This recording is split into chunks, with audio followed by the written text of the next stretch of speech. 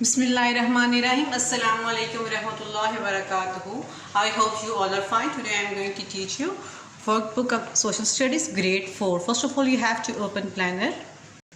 So you have to mention date and day on remaining blocks of week 6. Then you have to move on week number 7 and mention these blocks, date on these blocks of week 7. Now you have to open workbook and go at page number 18. At page number 18, don't forget to mention date and day here. Agriculture and irrigation system of Pakistan. Choose the correct answer. अब आपने इसमें से जो correct option होगा वो आपने choose करना होगा. Crop occupies the largest cultivated area throughout the country. तो कौन सी जो crop है सबसे ज़्यादा area cover करती है? Rice, sugar cane और wheat. तो कौन सी जो करती है cover सबसे ज़्यादा area वो है wheat. So you have to circle the option C. Cotton. Number 2. Cotton is also named as. Cotton का दूसरा नाम क्या है? ठीक है, पाकिस्तान में cotton का दूसरा नाम क्या है उसका बताना है. Golden fiber, silver fiber या फिर yellow fiber. So the correct option is silver fiber क्योंकि white कलर की होती है ना. Number 3. Pakistan's dash farm area is in Punjab. Pakistan के अंदर फार्मिंग एरिया जो पंजाब के अंदर है वो कितना % है? 60% है फार्मिंग एरिया, 65% है या फिर 70% है. तो correct option is 70%. Number 4 is the major source of water supply in Pakistan is.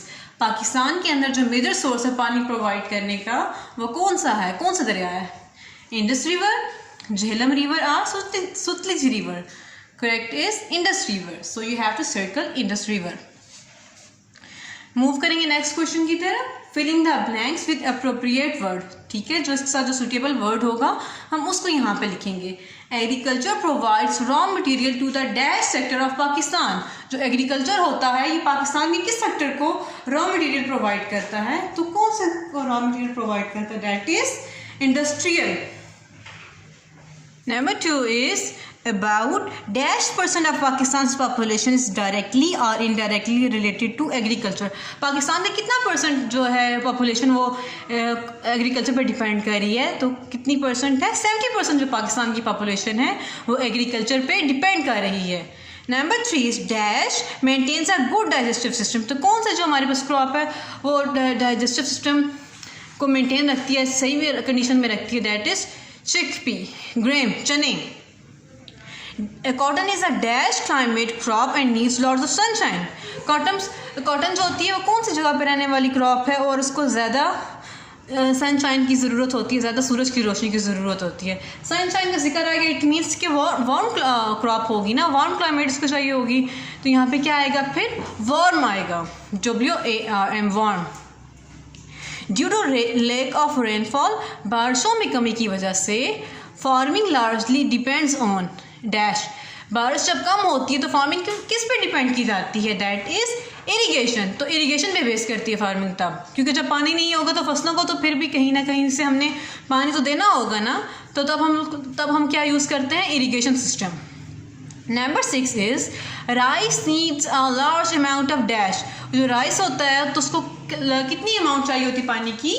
Large चाहिए होती है या मिनिमम चाहिए होती है? That is large amount of water. So you have to write here water. Questions पे move करते हैं. Give short answers. Number 1 is how does rainfall affect the agriculture system of Pakistan. जो agriculture system का जो पाकिस्तान का उसको rainfall जो बारिशें होती है वो किससे अफेक्ट करती हैं, कैसे मुतासर करती हैं? Due to lack of rainfall, बारिशों में कमी की वजह से farming largely depends on irrigation. ठीक है, जब बारिशें कम होती हैं तो फार्मिंग किस पे डिपेंड करती है? इरिगेशन पे करती है. इस तरह जो रेनफॉल होता है वो बारिशों पाकिस्तान के एग्रीकल्चर सिस्टम को इफेक्ट करता है. Now you have to move page number 19. Sort the following crops as rabi and kharif. यहाँ पे हमारे पास क्रॉप्स दी की हुई हैं. हमने उनको बताना है कि ये रबी क्रॉप है या फिर खरीफ क्रॉप. हमने दो मेनली प्रीवियस लेक्चर में पढ़े थे ना कि दो मेनली क्रॉप सीजन होते हैं, रबी और खरीफ. ठीक है, अब हमने इसमें बताना है रबी कौन से और खरीफ कौन से है.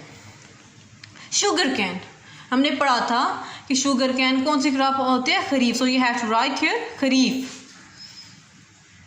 पेज नंबर 26 जो होगा ये वाला पोर्शन जो होगा हमारा, ये आपको वो वाला क्वेश्चन पेज नंबर 17 पे जो आपको हल करने में हेल्प आउट करेगा। नेक्स्ट हमारे पास आगे वीट, गंदम। गंदम कौन सी क्रॉप है? हमने पढ़ा था रबी क्रॉप है। मेज़, मकई। मकई कौन सी क्रॉप है? खरीफ। बार्ले, जो रबी क्रॉप है। राइस, ये खरीफ क्रॉप है। नेक्स्ट वन मिलेट, बाजरा, ये कौन सी क्रॉप है? खरीफ क्रॉप है।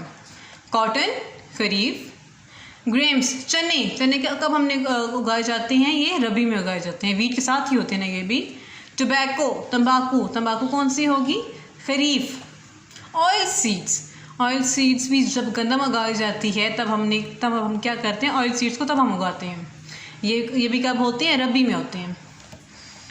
Understand the questions and answer accordingly. हमें क्वेश्चन को सही तरीके से पढ़ना है, देन उनके अकॉर्डिंग आंसर करना है।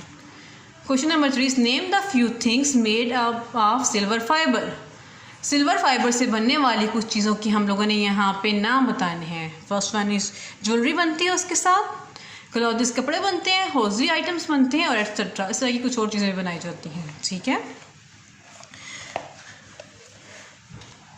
पेज नंबर 20 पे मूव करेंगे। यहाँ पे क्रॉप्स इन पाकिस्तान के पाकिस्तान के अंदर कौन कौन सी क्रॉप्स पाई जाते हैं, यहाँ पे एक चार्ट बनाया हुआ है, उनके अकॉर्डिंग बताने की कौन सी क्रॉप कब पाई जाती है, इसको पानी कितना चाहिए होगा और ये हार्वेस्ट कब की जाती है, इनको बीज कब डाला जाता है। ठीक है, फर्स्ट वन फूड क्रॉप्स लिखनी है। फूड क्रॉप कौन सी होगी?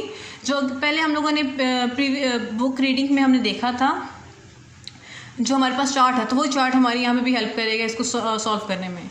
तो फूड क्रॉप्स में देख लें राइस कब से बीज बोए जाते हैं इनके?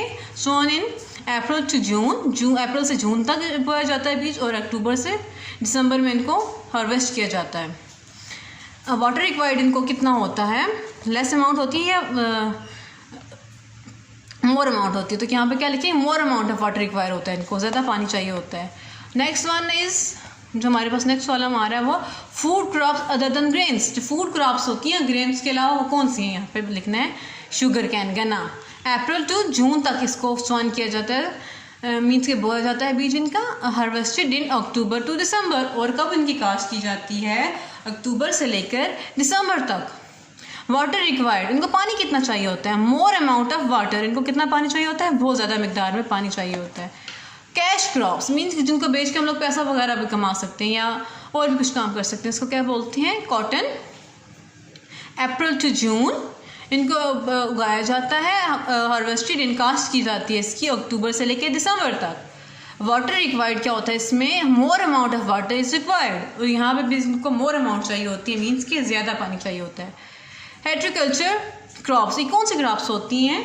जो मीन्स के ट्यूब्स की फॉर्म में लगाई जाती हैं, वही चीज़ हम लोग लगाते हैं ट्यूब्स की फॉर्म में, तो वही हमें फूड देती है। जैसे कि पोटैटोज हो गए, वो हमें पोटैटो लगाते हैं, ऑनियन हो गए, जो हमारे पास जो वेजिटेबल्स होती हैं वो मोस्टली ट्यूबर होती हैं, ट्यूबर क्रॉप्स होती हैं। ठीक है, और इनका जो ड्यूरेशन होता है वो सब जो क्रॉप्स का डिफरेंट होता है। यहाँ पे हमने क्रॉप्स के बारे में पढ़ा कि इनका ड्यूरेशन कितना होता है, किसी का कम होता है, किसी का ज़्यादा होता है। ठीक है, तो ट्यूबर्स के बारे में पढ़ते हैं हम लोग।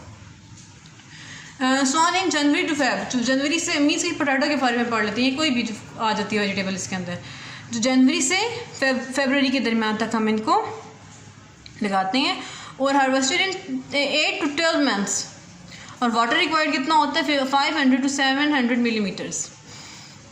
और आप लोग स्टूडेंट्स, आप ये यूट्यूब ऊपर भी चेक कर सकते हैं, ये लिंक दिया गया है कि यहाँ पे भी आप चेक कर सकते हैं, गूगल कर सकते हैं कौन कौन सी ट्यूबर क्रॉप्स होती हैं, एग्रीकल्चर होती है ना। ये have to move on page number 21। Page number 21 के ऊपर हमारे पास ये दिया गया है, एक्टिविटी दी गई कि हमने क्या बनाना है। इरिगेशन सिस्टम हमने खुद डेवलप करना है, हमें क्या चाहिए होगा? 2 2 लीटर बोतल, बॉक्स कटर, गार्डन टॉवल। ठीक है, सबसे पहले आप लोगों ने पहले सब्जेक्टिव का क्वेश्चन देख लेने। Now you have to move on white board. Subjective question देख लेते हैं हम लोग। What is the major source of water supply in Pakistan? Pakistan के अंदर जो मेजर सोर्स है वाटर सप्लाई करने का वो कौन सा है? ठीक है, the major source of water supply in Pakistan is Indus river. तो कौन सा मेजर सोर्स है? वो है इंडस रिवर है। How agriculture is important for Pakistan? Pakistan के लिए एग्रीकल्चर कैसे इंपॉर्टेंट है? Agriculture plays a very vital role of the economy of Pakistan. जो एग्रीकल्चर है हमारे मुल्क की तरक्की के लिए बहुत ज़्यादा ज़रूरी है, मुल्क की मईशत में अहम किरदार अदा करता है और इसके लिए बहुत ज़्यादा ज़रूरी है। It is a main source of living of the major part of population. जो पाकिस्तान की अबाउट 70% जो पॉपुलेशन है वो किस पे डिपेंड कर रही है? एग्रीकल्चर के ऊपर डिपेंड कर रही है। इसलिए एग्रीकल्चर हमारे मुल्क के लिए बहुत ज़्यादा ज़रूरी है। Now you have to move on workbook page number 21 for activity. Activity में क्या आ गया हमारे पास कि हमने स्मॉलर जो इरिगेशन सिस्टम बनाना है वो कैसे बनाएंगे? इसके लिए हमें क्या चाहिए होगा? Empty 2 litre bottle. अगर आपके पास 2 लीटर की बॉटल नहीं है तो आप 1.5 लीटर की बॉटल भी ले सकते हैं। तो आपने एक बॉटल लेना है, बॉक्स कटर लेना है और गार्डन ट्रॉवल लेना है, ठीक है। सबसे पहले आप लोगों ने क्या करना है, बॉटल लेके उसको इस फॉर्म में लेके आना है। पूरी बॉटल को नहीं काटना है, यहाँ से काट देना जो नीचे वाला हिस्सा होगा और आपने इस फॉर्म में लगा रखना है उसको, और जिसका ढक्कन होगा उसमें आपने सुराख कर लेने हैं, ठीक होगा। 3 to 4 आप लोगों ने होल्स कर लेने हैं उसके अंदर। अब होल्स किए थे यहाँ पे, इसलिए अब बॉटल को पूरा नहीं भरना। हम लोगों ने अगर फुल भर दिया इसको, अगर हम लोगों ने इसको फुल भर दिया तो ये पानी ज़्यादा जाएगा, लेकिन अगर थोड़ा थोड़ा करके लगाएंगे तो ये पानी थोड़ा थोड़ा करके इसके अंदर जाएगा।